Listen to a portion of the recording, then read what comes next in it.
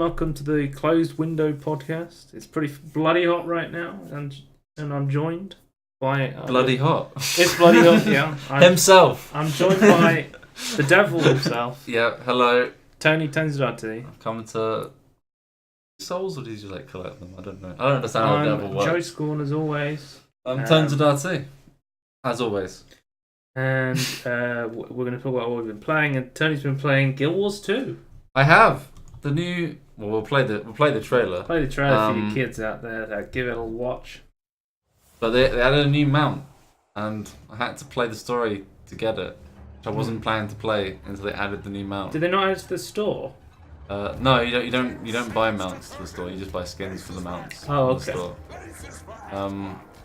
So Save your gems, kids. Yeah, so basically, like when the expansions come out, like they have like stories, and then like after that they add like seasons episodically, like every few months. But the living story sort of Yeah, thing, this is Living World Season 4. I didn't play it at all. So then I had to play through episode 1, 2, and half of the new one, which is 3, to be able to get the roller. I still want to get the Guild Wars expansions. Like, did they go on sale ever? No, I don't think so. Probably, if you wait longer, they'd definitely be cheaper, I think. Because I think Path of Thorns is cheaper, I want to say. But yeah, I got the roller beetle. I'm pretty happy with it. Makes a really cool sound. We'll see it in a minute, and then you'll see why it's so great. It basically gets around like if you have like if there's like a straight road on a map to get across, it's really useful.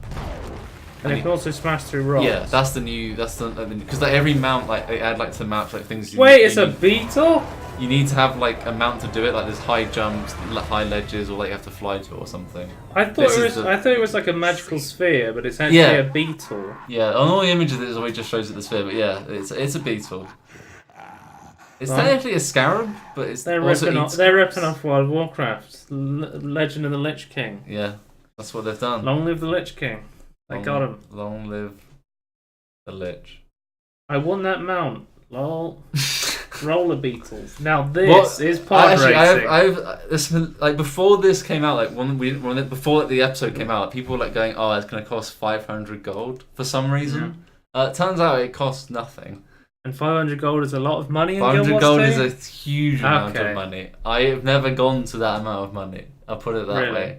Not in total. I've gone to 300 before, but then I keep spending it. 300 in your pocket. What did you spend it on? Gems? Yesterday I spent it on gems to get another bank slot, but yeah. What'd you keep in your bank? Just like really random shit that you need to keep that you can't store anywhere else. It's kind of annoying. Oh, okay. Like I have like, so it's like, you know, like the material, like in Guild Wars you have like material storage bank and then the normal bank, and then you also have a guild bank if you're part of a guild. Yeah. Do you have a guild hall now? No, we're working on it. Okay. It's very slowly because there's only a couple of things we can actually do to be able to get there, but we've worked towards it slightly. Because you don't have a guild, there's 2 people. Basically, we only have 2 active people out of 5. Yep. There's 5 of us, but there's 2 active people. Yeah, it's kind of. I don't have the expansion. I can't go into the guild hall. Even if you had one, you couldn't get into the guild hall. Yeah, that's true. It was bad, man. But anyway, yeah, there's like the reason why you need an extra bank slot because like there's like only 250 slots for the materials, and I need like more than that. So I'm having to store that in the bank after it like overflows, basically. But I don't really have much to say about. I mean, I've still been playing it like every day. Would you say the expansion's been worth so far? Do you like the living story? Yeah, it's really good. Well, I think the living. I don't really care about the story. Like, I think it's pretty shit. Some people love the story, but to me it's just like, some characters die, some characters don't die. I don't care. But when they added this new mount to the living story, they was like, oh yeah, pretty good. Speaking of the living story, 2 writers got fired from Arena. Yeah, I don't know if I think they're 2 writers. Yeah, it's like I know one of them's definitely a writer, but yeah, I don't know if we're against the Randy Pitch. I don't have much to say about this really, other than the fact that I think we don't say anything because Randy Pitchford can speak for us. They would have been part of the family at Gearbox based on just reading one article. Yeah.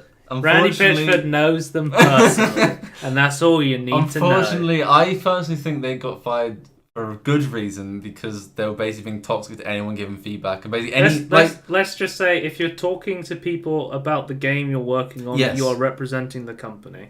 That's all we need to say. Yeah, it's on her private one, but it doesn't matter. It was talking about the game, and yeah. Okay, so I have been playing The Forest. I talked about this in a previous podcast, recommended by my friend Dave. I talked about how it came out in the 1.0 update. Did he play this by himself before? Then? Yeah. Really? He has over 100 hours in The Forest. Really? Wow. Yeah. But Dave's the kind of person who will just... he likes spending that amount of time on stuff.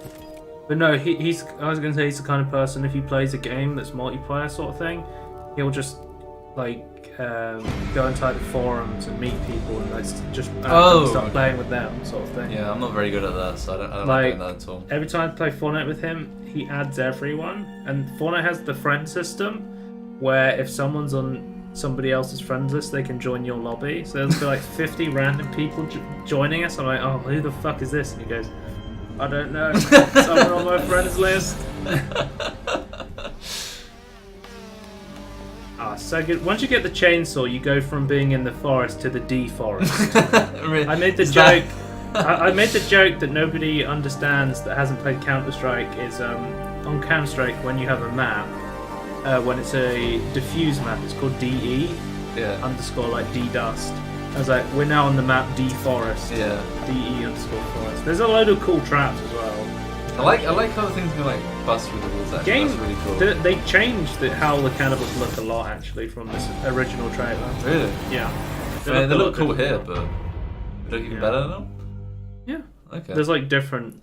They've got a lot of different looks. Like there's like regular cannibals, male and female. Yeah. There's like tribal cannibals. There's like different variants now. There's like feral ones, and then there's tribal ones, which will like. I mean, I want this game apparently. You do. One friend wants this game.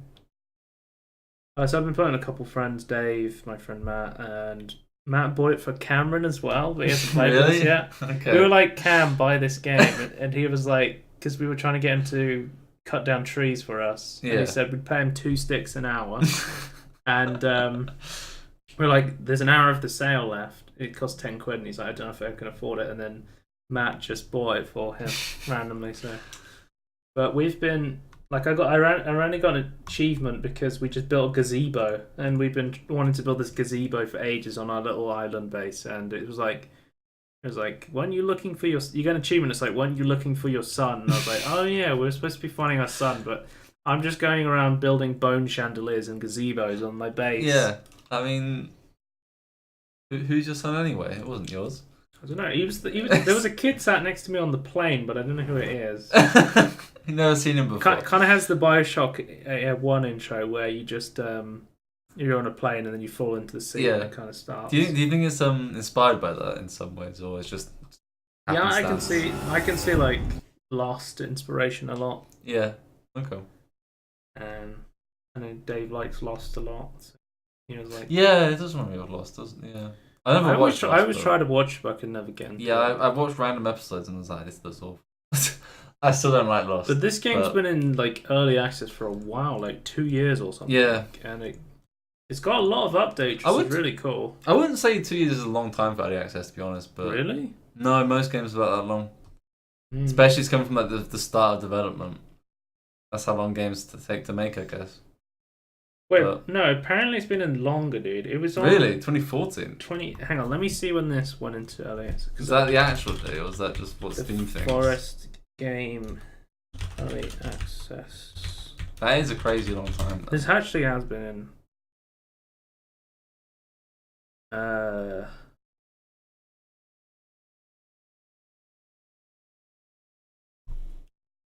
Sometimes it's... As soon as a game is officially released, they like completely remove the early access. Yeah, is there Wikipedia say like how long it was in early access or something? It has a page. The Forest game. I'll have a look for you. I'm interested to know. It says when it's released out of early access. Yeah, I wonder if it has like a May 2014. Yeah, okay, so it's been in access for 4 years. So that's crazy. I just assumed it was in for like 2 years. 2 years is normal, but like 4 years is crazy. Yeah, so this game's had a lot of like patches and iterations. Yeah, I'm glad it's finally come to a point where they're happy to release it properly. And I will say that like still updates, right? Yeah, it's still updated. Okay, that's good. It's been it's usually like every couple of weeks they'll put out an update, but they haven't put out one for like almost a month now, so people think they're working on a big patch.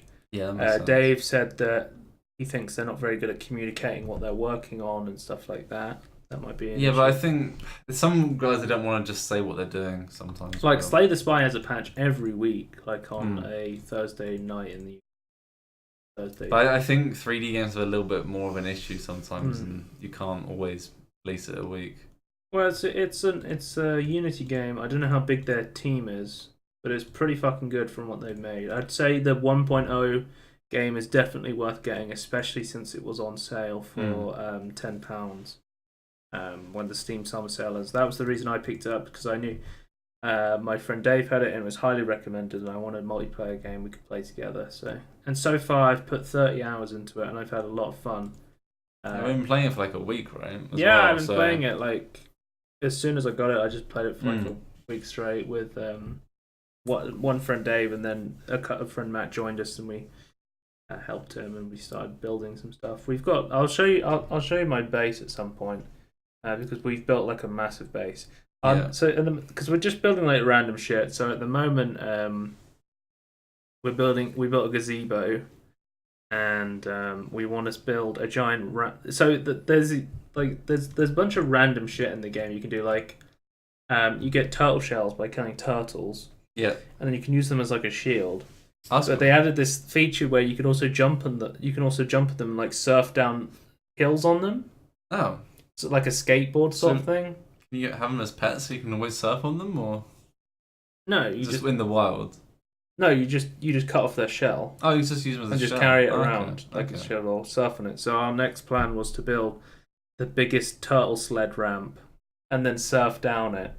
That was the next. That was. So you're making like a water park area. Yeah, yeah, pretty much. Fair enough. I thought you were looking for your son, not just building a new world.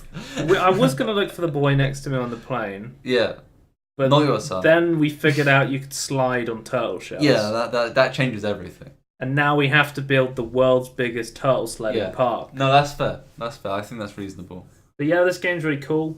It has a lot of like. I was going to ask the building system as well, because you said that I would like the building system. Like we saw a little bit in the trailer that the building system. There's like you put down custom blueprints. Oh, that's a good idea. And then you put materials into them. So it makes it speeds it up quite a lot. Then. So anyone can put materials into them, sort of. Someone could like design it, and then other people then build it. Everything you can place like walls wherever you want. You can place platforms wherever you want, and then you have like a hole cutter, so you can like cut holes where you want to change stuff. So there's a lot of like there's a lot of customization in this game. Yeah, it seems like a really in-depth system then. Yeah, well, a lot of thought into it's been in development for 4 years. 4 years in the making. And Dave says the game in single player and multiplayer is completely the same.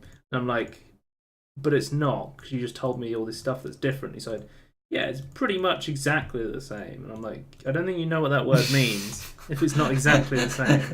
Because like you go to a ship and a multiplayer, there's like you go on there, you can get some supplies, but on single player, that's where you see the red man who took your son, and it's like there's like some of the story cutscenes and events that happen in single player aren't in multiplayer. Right. Okay. So if you're looking to like actually go into the story and try and find your son, you will have to kind of survive do it by on yourself, single player sort of thing. Like a horror game almost.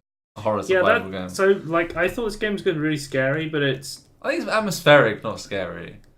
I think I'd be scared shitless if I played this single player, but really? I think because I've played it multiplayer, I'm just like, yeah, whatever, sort of thing. Okay.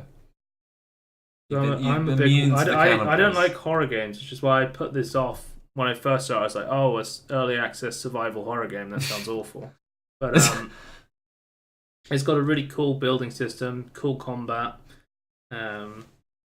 really cool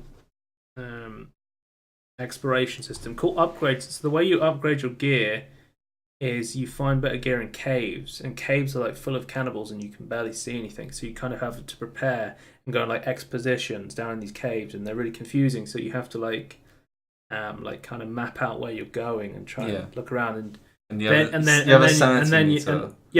so that's another thing. It's kind of like Don't Starve, if you've ever played that at home, where you have to make sure you don't go insane. In Don't Starve, you start seeing ghosts when you go insane. I believe that's how it works. You see ghosts, rabbits become beardlings, and some other random shit that's in Don't Starve and Don't Starve Together. Oh, I think trees can come to life.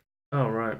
Weird things can like just come to and attack you, basically. Oh, shadows can attack you. So as well. I don't know what happens when you go completely insane in the forest, because I haven't got to that point yet, and I told Dave not to tell me, so it really confused me. But one thing that I found is that when I started getting insane, I could start building effigies, and effigies, because I got kind of low sanity, I got like 65% sanity because we're in the cave killing cannibals so long. Yeah. And like the more you spend around cannibals and stuff, and like if you start like cutting their heads off and stuff, and if you eat, you can actually like cut off cannibal limbs and eat them. If you ever become like a cannibal, to try and survive, you can get pretty insane, and that really affects the gameplay. You can build these effigies, and what they do is you can build like a stick with like a head on it, and then it kind of like wards off the cannibals, and like it lowers the hostility level. So one thing I should explain that's really cool about the forest is it has like a hostility system where the more cannibals will spawn, and more aggressive cannibals will spawn, and bigger stuff like mutants and cowmen, which are like so it's like it's really dangerous ever stuff. Evolving what threat there is, so it like matches your tech level almost. So like cannibals will be really pissed off if you cut down trees, sort of thing. So in the early game, they're tree huggers. You cut down trees, and they have stumps, and what you can do is you can destroy the stumps so they don't see that you've cut down the trees. And like killing cannibals, you want to try to avoid doing it. And if you have to kill a cannibal, you want to like burn the corpse so the other cannibals don't know, and you can also use their skulls and bones to craft like bone armor. So like being like meticulous and like slowly going through stuff like is like, rewarded. Bone armor is like the second best armor. It's the second strongest armor in the game. The first one is called creepy armor, and you literally like cut off parts of these mutants and then wear them. Okay. And it looks really. I think you like how it looks if you like creepy stuff. I like creepy stuff. It's one of my mains. At the moment, like so there's like a full hunting system. There's lots of animals in the game. That's another really cool thing. So we need to hunt deer, rabbits. So like the hides do different things, or there's tons of animals. There's like you can kill turtles. You can spear fish. Okay. There's lizards which you can kill and use their skin and mix them with leaves to make stealth armor. There's rabbits, deers, alligators as well. Alligators are my main. Alligators are pretty, like the first thing is like we're going to the swamp. I was like, what are we doing? It's like, oh fuck, we're getting attacked by an alligator. What the fuck? You remember TB's WTF is in like Far Cry 3? Yeah. And it's like trying to show something like bullet drop near a river and he gets eaten. And then again, the fourth game he did it again. One thing I wish I knew. So another thing I wish I knew is like cannibals are scared of water. Right. So I swim into the water to go with the cannibals, but there's also sharks in the water as well. Okay. So you have to be really fucking careful. There's a lot of stuff in the forest that will fucking kill you if you let it, sort of thing. Yeah, need to run. And we're also playing on the hardest difficulty, because Dave said that the easy difficulty was like a bit too easy. Okay. But why not in between the two? There's like an in between, but I think playing on the hardest difficulty was like especially because I've got Dave who's got like over 100 hours. I think it was a good idea. Like it actually adds quite a lot of challenge to like fighting the cannibals, and like there is like random stuff that's like kind of ridiculous on like the hardest difficulty, because you can really easily set yourself on fire if you get too close to campfires, and getting set on fires pretty much will just insta kill you. Oh really? Okay. But on multiplayer you can do the hold E to get someone up sort of thing. Yeah. They just go on the ground, basically. But if you die somewhere you can't get picked up, like if you die in water, you all your stuff goes into like a gravestone you have to collect, but you lose your character progress. Right. So another thing is every day that you play, you want to make sure you consume enough calories to match how much you're burning, because you want to be maintaining weight. You don't want to get fat, or you don't want to become too skinny, and you want to keep your strength going up. Like actually like looking through all your calories and making sure you're eating enough and burning enough is like really important. And like moving around a lot will increase your athleticism. But if you die, you start from day one again, so you lose all your stats, sort of thing. So it's pretty important to not die. I think every time we died, we've been like, yeah, we're gonna reload the save, sort of thing. Right. Because we did some really dumb shit. I told you that we were in the caves for like 2 hours because I was following Dave around and he was like, I think it's this way. We got to, because there's like a giant pit in the middle of the map, and that's where the helicopter crashed. Okay. And you go down there and it's full of fucking mutants and cannibals. And we're like, we can just run in and grab the machete, and then there's like a suit you can wear. And we're like, yeah, we want this suit. So we run in, we grab the suit, and then like Dave goes into the water and dies, and I can't pick it up. And it's like, can we reload? And it's like, yeah, we have to run through all those caves again. You know where you're going this time, though. I was kinda. You said before the podcast is like the way like you could like chop off like a dead cannibal's leg and eat it. Yeah, it's like that sort of system. Is that like carried over to the other animals as well, where like you could eat? All the animals drop their meat. Yeah. So when you shoot a... they drop bones as well, or...? No. Okay. Animals don't drop bones. You can only use cannibal bones. Right. What you do... They have use as bones, but you don't, not in the game. Okay. So when you kill a cannibal, when you burn them, they turn into bones and skulls. When you kill an animal, you walk up to them, you can take any arrows out that you find of them. You then skin them. Yeah. Which gives you their hide, which is a lot of like the crafting stuff requires you to use the hide to build like bigger bags and stuff like that. You then pick up their meat, and then you can then take their head as a trophy. Okay. So like we have a lot of like stuff around where there'll be like a pole, and then there'll be like a deer's head as like a trophy. Like that sounds really cool. But like one thing that happened that was pretty. We fucked up a lot, like sort of thing. Like I built like a stove in the house, and I built it backwards accidentally, but I already built it. Yeah. I remember Dave just said, "It's okay, Jay," and then he built another stove in front of it, so it just looked like a really big stove, sort of thing. And then we invited Matt to play, and he locked the door, and then he jumped off the roof, so we were locked out of our house. Right. So we had to build stairs to get in there, and he said, "It's okay, Matt. It's not, the stairs are now a feature. They're now part of the house. The stairs we had to build to get back into the house are now a feature of the house." So we just kept them there. And like, I was like, to commemorate these stairs, we're going to call them seagull stairs. And I just kept killing seagulls and sticking their heads on a pole next to the stairs. Right. And the more I play the game, like the more I feel like a logging company killing like a bunch of native people. You see those documentaries where they go into the forest and they just cut down all the trees. Yeah, you feel like a corporate entity now. They build them like those tiny little shitty wooden huts, and they fuck over all the native tribes sort of things. Yeah, that's how I feel now. It's like, Dave, what if we are the cannibals? It's like, yeah, you're the corporate cannibals. Because there comes a point where you're like, we need to cut the tree quietly, to burn the body, to make sure we don't piss off the cannibals. And then you get the chainsaw, and it's like, we're going to fucking cut down the whole forest. You go from the bottom of the food chain to the top. Yeah, as soon as you get the chainsaw, you go from very quiet, precise. We need to be careful with the cannibals too. Fuck this, cut down all the trees, fuck the natives, burn their houses, fuck them, dude. Because now we got like massive like wooden walls with like traps all around them and stuff. You got basically like wooden castles almost, like Woodfordshire castles. Woodfordshire castles, yeah, as you would call it. I can't remember what they call it, Mountain Baileys or something. Yeah. Anyway, that's what you've been playing. Yeah, I've been playing. Should we move on before we get stuck here? The forest is fucking for the whole podcast. I am talk more about the forest. We could. I know that's why we need to move on. Buy the forest. I'm not sponsored, by the way. No, we're not. I wish I was. I love the forest. Quick news: Darksiders 3 has a release date of November 27th, leaked on the Microsoft Store. We can probably expect more info at Gamescom 2018, which is of course this year on the 21st of August to the 25th of August. Close. It's weird that we haven't seen much about this game. We've seen the teaser trailer when it first was put on the store, right?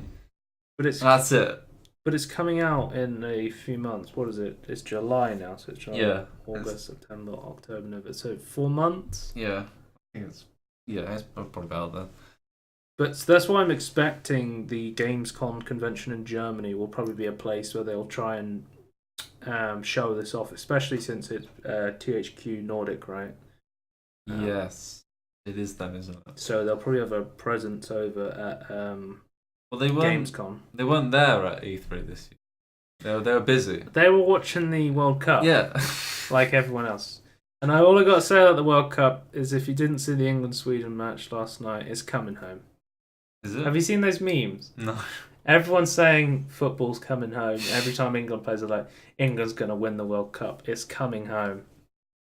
It's kind of pandemonium in the UK. Yeah. Everyone's getting mental. How good are we doing? I don't know. We just beat Sweden in the quarterfinal. Oh, in the quarterfinal, are we? Okay. So we're now in the semi-final versus Croatia, and if we win that, we're in the final. Okay. It's kind of crazy. They said a stat on the TV. It was like, if you're under the age of 28, you've never seen England get this far in a World Cup before. It's crazy.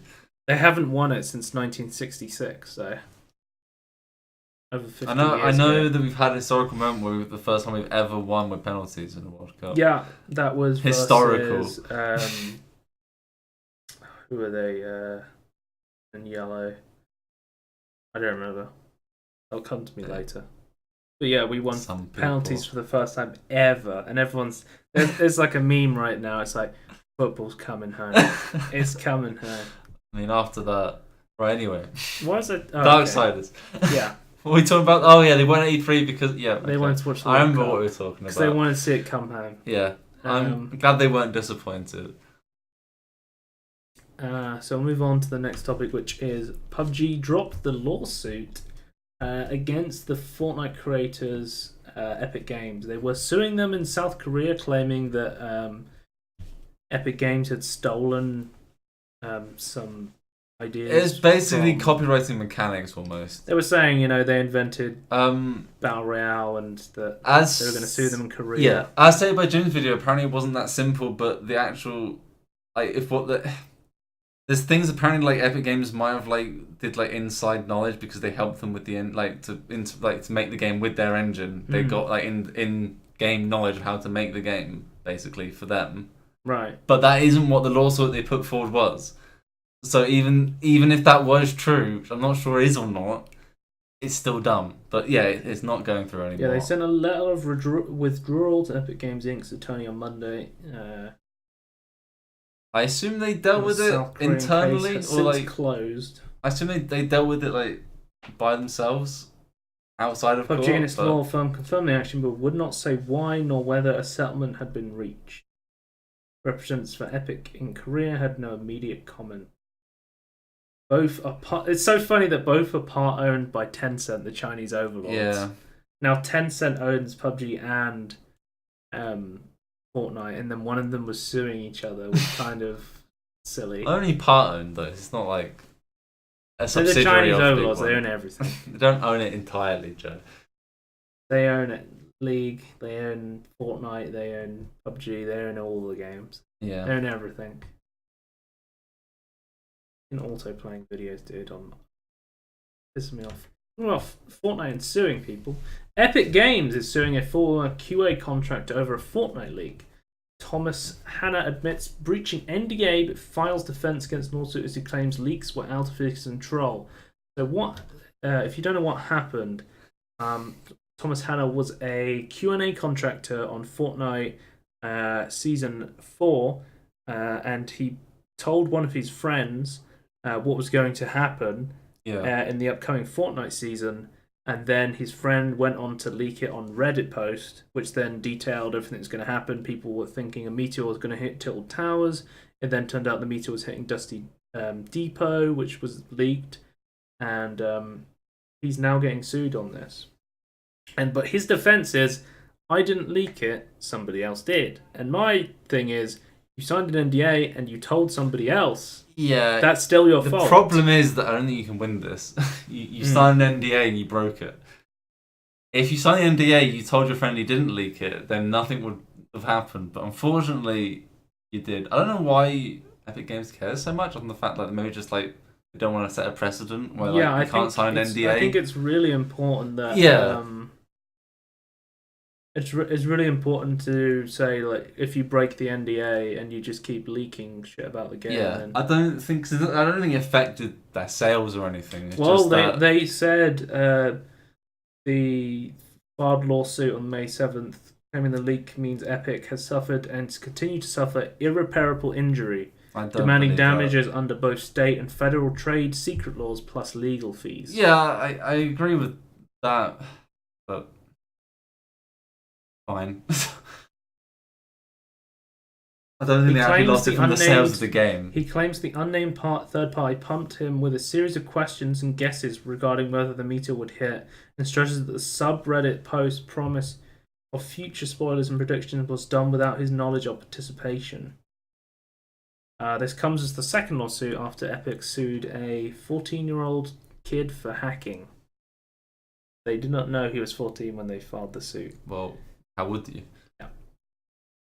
Okay, next one is Warframe. Warframe has just had a convention called TennoCon. I believe Tenno is the name of the Tenno Warframe. It's like, I think the suits are called Warframes, right? Tenno's the faction.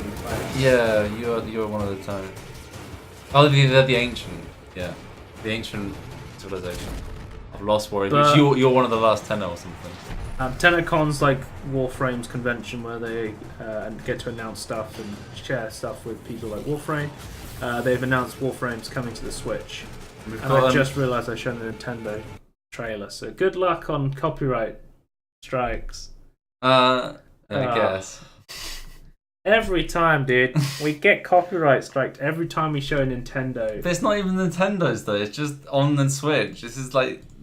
They've seen the Switch logo just like that at the beginning and they've gone, right, that's it. There's a Switch in the video, we're coming for you. We're going to copy strike you. Can we copy strike the Inbetween podcast? That should be the title. Can we copy strike the Inbetween podcast? Ninjas play free, apparently. Yes. I don't know what Samurai pay money? Everyone's a ninja. Yeah. Did not see that coming. But isn't there an open world somewhere on Venus as well? One thing I just realised is like it's going to be a lot harder to play Warframe on the Switch because it's a multiplayer game, right? You're always going to need online connectivity to play. Yeah, you need to always be online. As far as I know, unless you can load the map and be offline, but I didn't think you could do that. Because like a lot of the appeal of the Switch is you can go anywhere and play a game like Super Mario Odyssey or whatever. You have to play near an internet, Joe. You have to go play near Wi-Fi. I mean, it's 2018. There's a lot of internet around. I think if you're in a city, if you play in a garden party, there's probably like 500 Wi-Fi's near you. Saying that, Fortnite is still really fucking popular on the Switch, but yeah, that's also Fortnite. So it was going to be popular on the fucking Game Boy Advance, wasn't it? If they could port it to Game Boy Advance, if they could port it on the original Game Boy Color, and it's just like a 2D platform where you build shit. Yeah. Is a circle just like it closes in? Like I don't even know how you would do that. That's like a 1D circle. Yeah. So the next announcement from TennoCon was Warframe Futura. So this is the brand new update. It's similar to the Earth expansion in the fact that it's going to be like the open world. It's going to be like another open world expansion, which is really cool because one of my big complaints about Warframe was there was a lot of closed hallways, which really kind of destroyed the deal of the game for me. They've removed a lot of those small hallways from what I could tell. Well, I played it like last year and I still found it kind of repetitive. It was kind of more open, but I didn't get to the open world portion. Yeah. What's this? Hoverboards? Yeah, so we now have space boards, and we also got... Why are you calling them space boards? That's what they're called. They're hoverboards. They're called space boards. They're boards that hover. And multi-crew ship battles as well. Which sounds really cool. Yep. They put a lot of effort into these, I have to say. Like, their updates are massive. And again, I think they also get a ton of money. So Fortuna coming sometime in 2018. I don't believe we have. Yeah, we don't have a release date yet, but it is coming this year apparently, which is kind of cool. So I don't know why Venus is cold now. But Warframe has continued to put development into their game. I know it was a favourite of a couple of people as a time sink sort of thing. Put a lot of time in, do a lot of grinding. Jim Sterling is he found it, I think this year, right? And then he played it for like a couple of months, 3 months maybe, and it was like, this is time sink for me. My problem with the game is I just found it kind of too repetitive, and I just find it so. I found that it's really confusing. Yeah, I just think a lot of the systems. I find that I feel like maybe the repetitive disappears when you understand how the game works, but I have no idea. You'd have to ask. I think. I mean, I don't have a problem with like repetitive games. Like I play like a lot of roguelike games. Just want it to be fun. I play like Diablo. Yeah. But my thing is, I really want the core gameplay loop to be really fun. Yeah. And I found my problem with Warframe is I was just constantly running out of ammo, and that was a big issue for me. So I was just like a lot of like running around the map, desperately trying to get ammo, and then I just wasn't having fun in the game, sort of thing. Yeah, I think that disappears later on, but yeah, I think that is an early game. I don't know. Well, I mean, it's only I don't like that thing where people say, "I'll keep playing the game because it gets better." If the game was good, it would be good from the beginning, sort of thing. Yeah, true, but it is possible to be better later on as well. But I shouldn't have to. No, absolutely. It shouldn't be shit at the just start. on the promise that it might get better, sort of thing. For sure. You shouldn't have to struggle through something to get to the good part. All right, next announcement. The Binding of Isaac has put up a Kickstarter for a card game. It's called The Binding of Isaac 4 Souls, the official Binding of Isaac multiplayer card game about sacrifice, betrayal, and hoarding. Had an initial goal of £37,000. It has reached £778,000, which is fucking crazy. Which I think is around $1 million. Which is kind of crazy because Edmund kept putting out like little to-do lists, and every time that these were completed, he would like add more content to the Kickstarter game. So,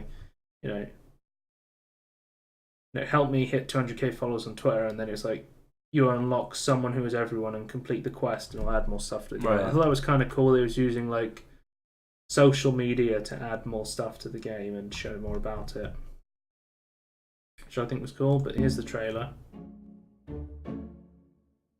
I remember he said, "I'm working on something new, and I'll answer any questions about it." I was like, "Is it a battle royale?" And he was like, "It's not a battle royale game." Video games and neglecting his wife and child. Because he was like, "It's multiplayer," and everyone was like instantly like, "Binding of Isaac battle royale, here we go, boy." Is it just him making these games, right? He works with Tyler Glale on like The End Is Nigh. He worked with him on that. I will do my best to make this. But I think he's mainly working on this with him, maybe his wife. I think he was playtesting it with some of his friends. Right, okay.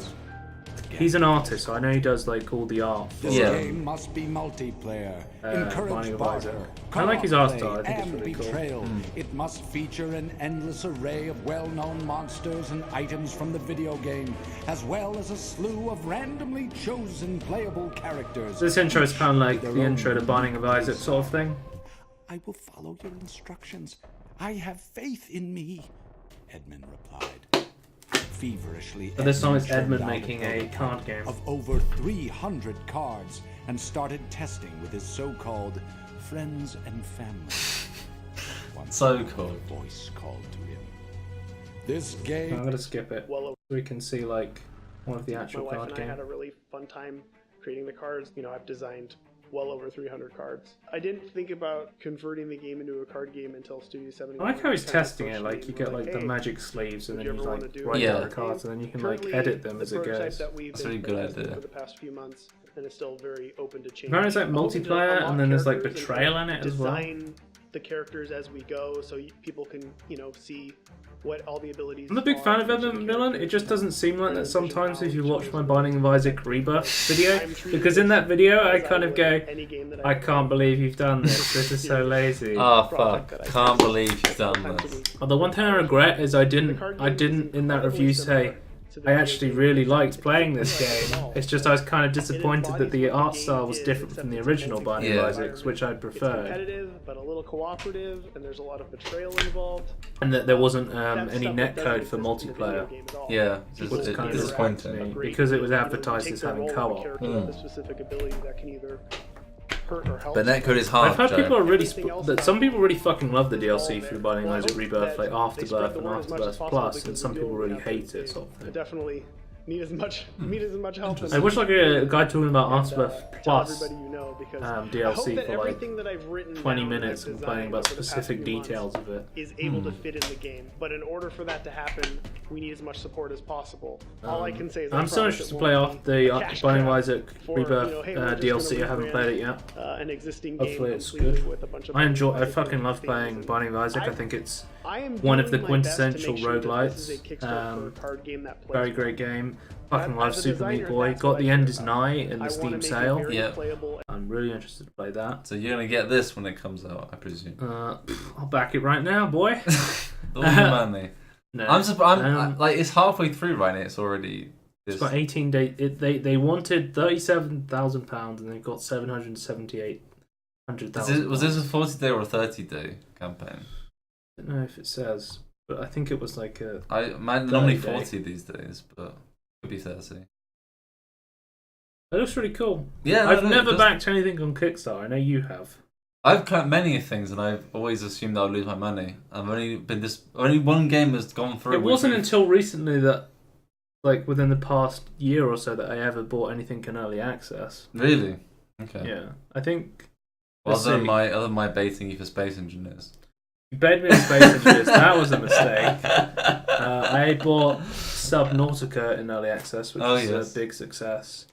I bought Slay the Spire in early access. The Forest after it came out of early access. Actually. That one doesn't count. I think that's what you've got, right? I feel like I've got more, actually. Let me look at early access game. Successful early access games. Let's have a quick look. I think I might have got Don't Starve when it was in early access, actually. I think I got Don't Starve together. Is it? I don't know. I feel like. Oh wait, no, because it was in early access for quite a while, wasn't it? I don't know. You have to see what your account says when you bought it. I definitely got Subnautica before it came out. Did you get? You don't own Prison Architect, do you? You don't like. I do own it. Oh, you do? I've played it. Did you get it when it came released, or did you get it when it was in early access? I don't know. I definitely got it for some reason. Probably in a sale. It's a good game. Yeah. I just didn't really get that into it. I got Darkest Dungeon, but I think I got it maybe after it came out of early access. I still need to get Darkest Dungeon. Yeah, it looks really cool. Yeah. I have it. It's on my list. I was like looking, I was like, I should buy this. And I went to my Steam inventory, like, I own this. What the hell? Happens all the time. When did I buy this? Sort of thing. But maybe I'll back. I don't know. It depends how expensive it is. How much do I have to bank to get a copy? It's about. I'd have to spend £19. I'm not sure. I mean, my brother would definitely be interested in playing this, I think. But Does he know about it? I haven't told him about it, I don't think. It says that. I wasn't even reading. 100% funded in 1.5 hours. Yeah, it was crazy how crazy. quickly they funded it. There's a lot of Binding of Isaac fans, so. Yeah. Definitely was a quick fund on that one. We'll move on to the next topic, which is about Dead Island 2, weirdly enough. In a Twitter post, they just announced a iOS and Apple Store game that was like... It didn't actually look too bad. Yeah, well, we don't know what the business model is, but... It was just like a zombie... You're risking your airbase to try and skip through it. This is what causes the crash for me. Is it? Yeah, it doesn't when I try and... Mine doesn't crash.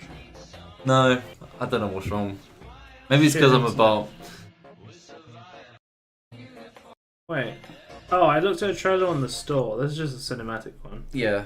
So he said, so the Dead Island Twitter account says, what's going on is it's in development and we're not showing more until we're ready. Appreciate the wait is painful, but Dead Island 2 is still coming. Apparently Dead Island 2 is still coming. They showed it on a trailer in like 2013 or 2014 or something at E3. I'll see if Dead Island 2 original trailer. I was talking about this with Dave the other day actually, because we are big Dead Island fans and like Dying Light fans. Isn't the other information is like who's developing it as well? That's the other part of the news, right? So the Dead Island 2 cinematic trailer count 2014, 4 years ago, and it was the "I'm the bomb and about to blow up" sort of thing. Yeah, I remember. I still remember the trailer. He's running with his iPod, and then everyone's getting eaten by zombies. I was surprised that they like made Dead Island 2 because they made Dead Island Riptide. Yeah. Which was like when did that come out? It's been like, it must have been 2013. It had to be before Dead Island. Yeah, for sure. Now, and it was okay. I didn't think it was as good as the first one. And me and Dave like played it and like, because it was like on a free weekend and we played like half the game on the free weekend. I was like, well, we don't need to buy this anymore because we just played through the whole game basically. So you weren't impressed? I mean, it was okay. I didn't think Dead Island 1 was that good. I think Dying Light was like a much improved version because the team then went on to make Dying Light. And I'm very much interested in Dying Light 2 because there's more information coming about that recently. But our other news for Dead Island 2 is the developers behind it though. Like you want to talk about that, right? So I think Dead Island 2 is being made by Sumo Digital. It's still Dead Island 2 is still being made by Sumo Digital. And the important thing you need to know about Sumo Digital is they also made Sonic All-Star Racing Transformed and Bubba Ducky. That's the important thing. They also did Little Big Planet, apparently. Little Big Planet 3. Specifically. I don't know if they did the other ones. I don't know either. They did Bubba Ducky, dude.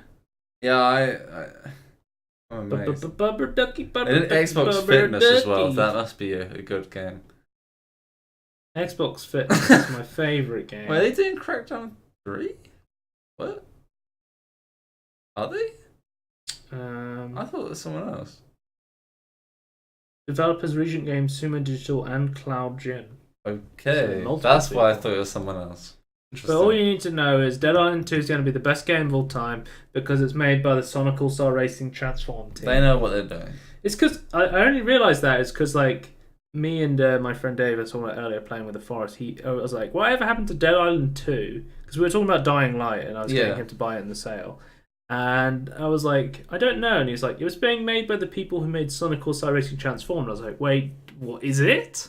And I was like, yeah, it is.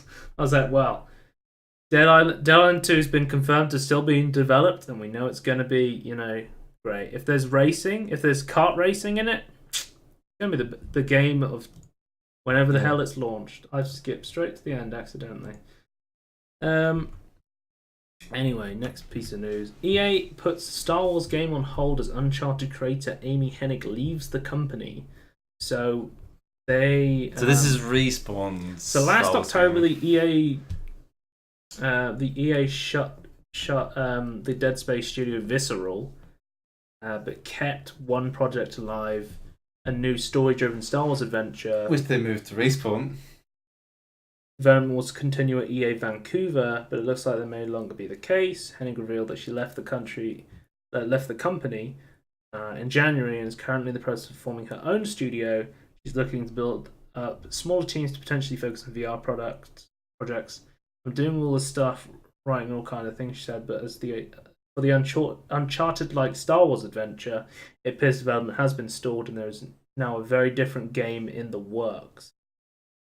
So it looks like I think there was 2 Star Wars games in the works. Yeah. So I think was it Respawn Interactive's game? Yeah. Where they went to them at E3 and they were like, we're making another Star Wars game. We have nothing else to say. But we have nothing to show, nothing really to say, but we're going to assure you it's great. It's gonna be. It's the Peter. It's gonna be great. It's gonna be great. I'm not on rails. I'm not on rails. It's gonna be great. But yeah, looks like that Star Wars Uncharted game that people were looking forward to has gone down the pan. I saw something on Twitter. It was like, you should give the Star Wars right. You should take the Star Wars rights away from EA and give it to someone else. And Developer Digital was like, yeah, we'll take it. They'll make some good games. To be fair, they probably would. Yeah. But the next news was about Steam this week, and there was an exploit in Steam, which basically meant that since they made everyone's accounts private, you can no longer use stuff like Steam Spy to check out Steam game stats. But it was actually who I was just talking about earlier, Tyler Glale from The End Is Nigh. He brought to the public attention that that you can actually, there was an exploit where you could see the numbers of all the games on Steam. Many developers had previously said they used Steam Spy estimates in their market research. I saw a Twitter post by Lars Doucet, who's a developer, and he was asking people if anyone had used Steam Spy stats or Steam stats to get funding for a game, and there's lots of people who said we use these stats to show companies how profitable it would be to like invest in games and help us get them greenlit, sort of thing, which was pretty interesting to see. So it seems like it was a really important tool. So one thing I'm asking is, why can't Steam do it? Why can't Steam just release official stats about all the games? I mean, what's the problem? They at the end of the sale, they just did the thing where they're like, these are the most played games of 2018 they definitely so far. collect These are the best-selling games of 2018 so far. This is how they did it. They were looking at achievement data and extrapolating how many users would be necessary to get the percents down. For example, if an achievement had 50% of players achieving it, that would imply at least 2 players. 33% implies at least 3%. At least 3. If a game had both of those, it implies at least 6 players. So 3 out of 6, 50%, 2 out for 33%. It was like a really complicated trick that they basically used to extrapolate the data and figure out how many people own the game, sort of thing. Oh, right, okay. Interesting. So with sufficiently precise percentages with Valve, Steam API offered and some serious number wang, he could calculate how many people had any game with the Steve achievements in their library. This technique gave numbers far more precise than any of Steam Spy's method based on sampling random public user profiles. If you had an achievement in your game that was you installed it, he shared the technique with Steam Spy operator Sergey Golakovin. I'm going to butcher that last name. Who used to get the site back up and running. So they got like all of the stats for the games before this plug was leaked back up. After revealing this technique, Glale tweeted on June 29th, they've emailed Steam about it a week ago and no response, so I'm assuming they just don't care. Come July 4th, the technique no longer works. Glale said the API had started giving out rounded achievement numbers, which were far too imprecise for the mathematical trickery to work.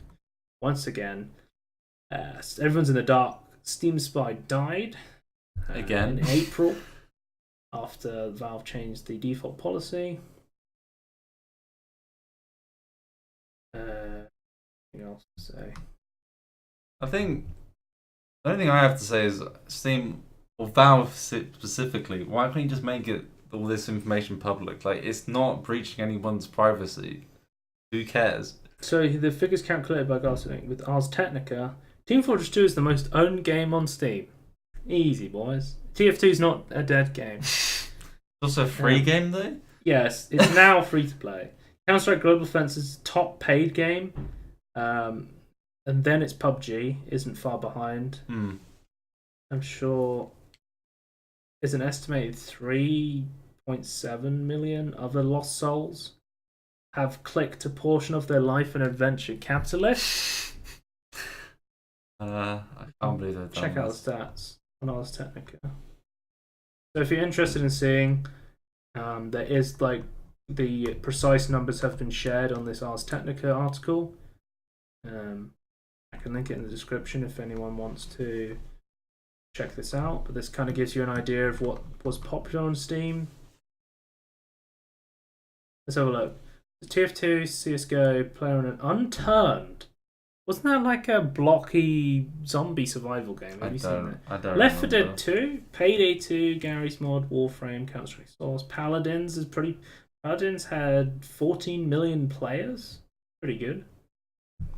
Elder Scrolls Skyrim, Terraria, Portal 2, Civ 5, GTA. Wait, These are all Skyrim's still up there?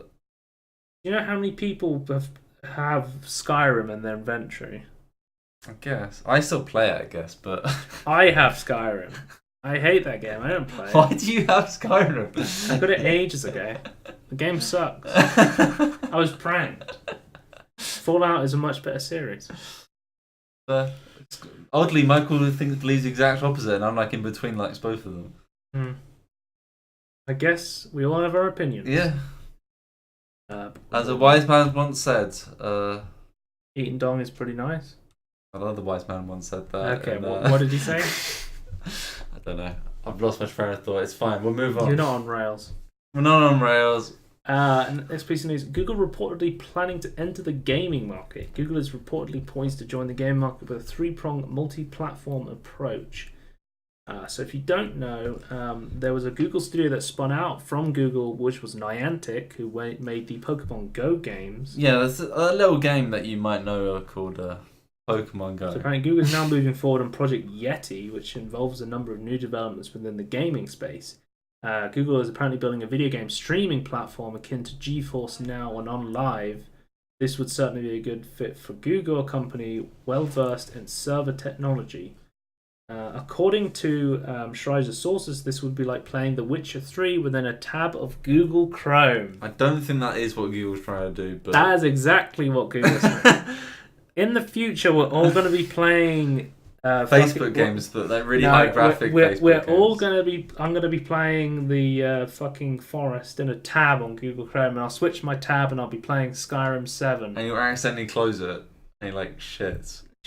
Reopen it, and you've lost all your saved data. Thanks. Hopefully, Google's adoption of the trend would learn from its Google Fiber internet service and mitigate the myriad of problems found on services like OnLive, where input lag and performance issues plague the experience. So it's like a streaming sort of thing. I don't think you can mitigate it that much unless you have like servers close to you. Like the problem is like the time and the processing time between but them, as well as making the streaming platform, Google was also reported to be building a console or at least some kind of hardware. This could be a machine to nurture the streaming surface rather than mainline games console. But even Kotaku sources know little about the system's specifications. It's also reported that Google has been recruiting top quality talent from within the games industry. Kotaku sources naming companies such as EA and PlayStation, as well as pointing out Google's recent hire of Phil Harrison, a video games executive with years of experience at Sony and Microsoft. So, could a Google console take on Xbox and PlayStation? Well, I think they can take them on, even if they failed, Google can do it, right? Are we going to be playing Cyberpunk 2077 in a Chrome tab? Yes. Yes, you heard it. This exclusive. You heard it here first. We will be playing CJ Products Red new Cyberpunk RPG in a Chrome tab. And you can trust me because it was cited by tons of data. Yeah. The man who's too hot for Twitch. He can't Just appear too hot on in it. general, to be honest with you. Yeah. So bloody hot. But my biggest thing is like we've seen so many game streaming services fail that I don't know if Google's going to be able to make one that doesn't. It might just be like a weird. I feel like they could like you could make games that like rely on it, right? But isn't like intensive and requires lots of inputs. But they're also making hardware as well. Then interesting. This could work. Interesting quite well note: when Amazon acquired Twitch, Google did try and acquire Twitch before them. Yeah. I think Google and Amazon have this big beef anyway. Sort of thing. They have big beef. Yeah, I think the companies actually have like big beef. I don't know too much, but it's just a side note. What are you saying? I don't know. What was I saying? You don't know. Well, we've seen like Liquid Sky is a game streaming service we saw beforehand, and it found it was super internet reliant, like more than anything. Yeah. In terms of like input lag and stuff. you need a really good, powerful, stable internet connection is the best way to handle game streaming, sort of thing. And not many people have stable, let alone quick. I did try PlayStation Now's streaming, where you stream from a PlayStation 3 to your computer, and I found that okay. I did find like a bit of input lag when I played God of War Ascension, I think it was I played, which was the fourth game, technically? Or the prequel fourth game? The fourth game. Yeah. The prequel one. Yeah. Before Kratos killed everything and destroyed the world, and went to Valhalla with his Skyrim. son. Yeah. But yeah, next piece of news: Red Fraction Red Fractions Guerrilla. Red Fraction Guerrilla Re-Mars-tered. It's now out on PC, PlayStation 4, and Xbox One. If you own Red Faction Guerrilla on Steam, you will get the Red Faction Guerrilla Remastered for free, which I have, and I am interested to play now. Yeah, it does look way better than the... I had to buy it again because... Did you actually buy it again? Yeah, I wanted to... To be fair, what's really weird is if you buy the remastered version, you also get the original version on Steam. Just in case you want to change it up. Yeah. I actually already owned it on like Gamersgate, but like a DRM free version. Yeah. So obviously they didn't give it to me on Gamersgate. DRM version 1, non-DRM version 0. The first point has been scored. Basically. But compared to the resolution of the original, like this is way better. Like everything's more vibrant. You can actually it's not. You haven't got like foggy eyes. Yeah. It's great. I don't know why he's screaming so much. THQ Nordic does it again. Yeah, THQ Nordic's doing pretty good so far. Better than Deep Silver. I did see a video on it, and it looks like it. He did say it can be like, without the nostalgia goggles, it can be kind of an empty open world, but it's still pretty fun. There is parts of the open world from what I remember was a little bit boring. He said some people really hated the gun play mechanics. Really? Yeah. I really like it because it's not like normal guns most of the time. I actually really like. You have to, I find that if you think about it in terms of destroying the structures around to kill your enemies, it's far more interesting. I've never played a Red Faction game, but I was always interested to try this one. Red Faction Guerrilla is the most unique out of all the Red Faction games, and the best. 1 and 2 like FPS games. Basically, they're just normal, boring games. The fourth I think some people really like them. That's fine, but they're just boring shooters in my opinion. There's nothing fun about them. But I always saw this game, and I knew because I'd seen it. It was like 2009 was the original version, and I remember like you could go around with a hammer and everything was destructible. It's kind of like those.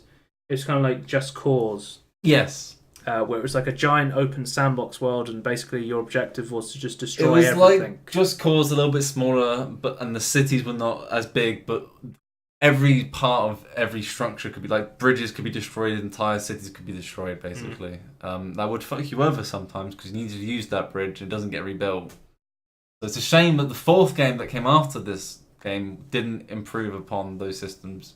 So I think they could have made a really good game from that. But instead they decided to forget about it. So we'll have the final news topic of this week's podcast. Left 4 Dead developer hiring for an unannounced AA game in globally known franchise. So if you don't know, Turtle Rock Studios made the original Left 4 Dead 1. Some of the developers moved on to Valve South, I believe it was, which then made Left 4 Dead 2 so they could keep the Left 4 Dead rights. Very complicated. And then Turtle Rock Studios, some of them stayed at Valve, some of them cut off from their own studio. They then went on to make the game Evolve, which had some criticism, and then made Evolve Stage 2 with 2K, which was like a 4-person co-op versus one giant monster game, if you don't know. And they made Evolve Stage 2 was the free-to-play version, and it did quite well. They wanted to continue developing it, but the publisher 2K said no, we're pulling the rights. I feel like the entire story of Evolve is getting fucked over by the publisher, though. Yeah, they were forced to put in like tons of day one DLC. And like pre-order bonuses that you heard first before the game. Like I feel really bad for DICE, because DICE makes really cool games, but then they have to make them for EA. Yeah. And then they have to fill them full of garbage. I really like BioWare games, and I feel bad they have to make it for EA. Yeah. They should have gone by And themselves. I feel bad for PopCap because they exist in the Rest in EA peace. graveyard, except for the fact that Garden Warfare 1 and 2 are actually super fucking fun. Didn't they come back as their own studio making weird games? Like Octageddon or something? Was that Yeah, we that? saw like a game from someone who worked at There's a couple on the of them. original Plants Oh, there's a vs. couple of Zombies them at that worked on the PopCap. original. Yeah. I'm still waiting for Peggle 3. That's my game. Yeah. So some people are basically saying, oh, Turtle Rock Studios making Left 4 Dead 3. One, they don't work at Valve anymore. They don't have the rights for Left 4 Dead. Two, it's probably an Oculus Go TV film experience. Film experience, because all they've been working on is Oculus Go. Yeah. VR experiences such as Stranger Things tie-ins, Blade Runner VR experiences. And globally known franchise doesn't mean a video game. There was a Valve News Network video on this if you want to see more about this. But it means any. It probably means like a TV or film Yeah. franchise.